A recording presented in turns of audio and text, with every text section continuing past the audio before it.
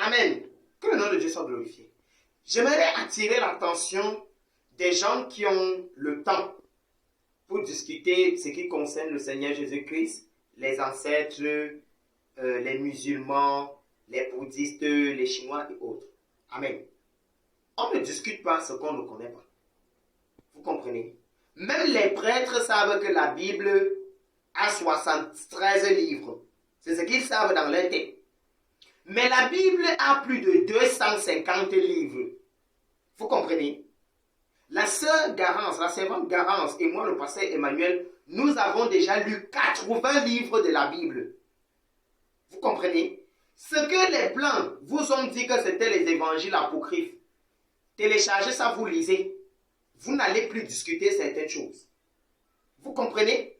On ne discute pas ce qu'on ne connaît pas. Le Seigneur Jésus-Christ a fait 17 ans aux Himalayas. Les Himalayas, c'est où alors? Ce n'est pas en Asie. Et comment est-ce que vous pouvez penser que le Seigneur Jésus-Christ a seulement fait 3 ans et demi de ministère et qu'il est mort à 33 ans? Il a 17 ans qu'il a fait à l'Himalaya, il a fait ça quand? Amen. Et comment est-ce que les gens sont assez stupides pour croire que le premier miracle du Seigneur Jésus-Christ, c'était de transformer l'eau en vin? Pourtant, à 5 ans, il a fait irriguer l'eau de la rigole. Ça a formé 12 petites sources. Il a soufflé sur ces 12 petites sources, c'est devenu pur. L'eau là, on pouvait déjà boire ça. Pourtant, à 6 ans, il a ressuscité 8 personnes dans le village où il habitait. Pourtant, à 7 ans, Joseph était obligé de changer de village. Parce que les choses que le Seigneur Jésus faisait, il souillait les enseignants, il souillait les docteurs de la loi, il passait son temps à humilier les gens. Pourtant, à 10 ans, il a ressuscité un petit enfant qui est tombé du premier niveau. Mais qu'est-ce que les gens vous racontent? Et je vais vous dire une chose. La Bible parle de la parole de Dieu. La Bible ne parle pas des écritures de Dieu. Les premières écritures que le Seigneur a fait, Moïse a détruit cela. Ce qui fait que tout ce que nous avons aujourd'hui comme écriture, c'est ce que les hommes ont refait. Par exemple, si je vous demande d'écrire à la grand-mère qui est au village, grand-mère, j'ai dit ceci, écrivez. Grand-mère, ici, galère. La mort tout de suite, bientôt. Nous, là, c'est parti, fini, parti. Vous, quand vous allez écrire cette lettre à la grand-mère, est-ce que vous allez réécrire ce que j'ai dit? N'est-ce pas, vous allez écrire ce que j'ai dit dans le langage que la grand-mère peut comprendre? Alors, ça veut dire que dans ça, vous avez la possibilité d'ajouter vos mots. Vous avez la possibilité d'ajouter votre connaissance. Vous avez la possibilité de traduire ce que j'ai dit. Est-ce que c'est ce que j'ai dit? Amen. C'est ce qu'on vous a donc remis aujourd'hui qui est la Bible.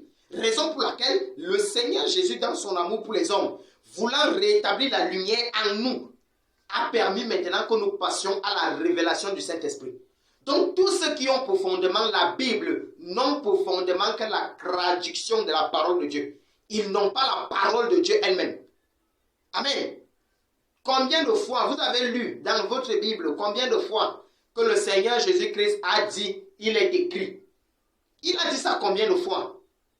Et quand il mentionnait même ce qu'il est écrit, est-ce que les Juifs qui étaient les docteurs de la loi à cette époque avaient déjà vu ça écrit quelque part?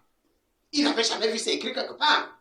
C'est le Seigneur qui vient les révéler ce qu'il est écrit. Mais eux-mêmes, dans leur loi, n'avaient jamais vu ça écrit. Bon, quand le Seigneur disait qu'il est écrit, c'est écrit où alors? Amen. C'est écrit où? Arrêtez de discuter ce que vous ne connaissez pas. Que le Seigneur Jésus-Christ soit Dieu, que ce soit Branham qui est Dieu, que ce soit Allah qui est Dieu, ça ne vous aide en rien. Cherchez à ce que la lumière pénètre en vous. Ça ne sert à rien que tu aies la Bible. Si on ne peut pas te réveiller à 2 h du matin, on te demande ce qui est écrit dans 1 Corinthiens 3, verset 4. Ça ne sert à rien. Ça ne sert à rien si tu as la Bible chez toi. Pourtant, tu ne peux même pas prêcher l'évangile à un chien. Qui vous a dit que les animaux ne donnent pas leur vie à Jésus? Hein? Quand Dieu a demandé que Noé entre dans l'arche, mais les bêtes sont venues, non? Et qui vous a dit qu'on ne peut pas prêcher l'évangile aux animaux? Vous avez appris au perroquet à parler? Ça veut dire que le perroquet peut prêcher l'évangile. Vous avez appris au chien à entendre. Mais n'est-ce pas, vous dites au chien assis, il s'assoit? Pourquoi vous ne prêchez pas l'évangile à vos animaux domestiques? Mais vous parlez de quoi, Jean? Arrêtez de discuter ce que vous ne connaissez pas. Continuez, au contraire, cherchez à comprendre.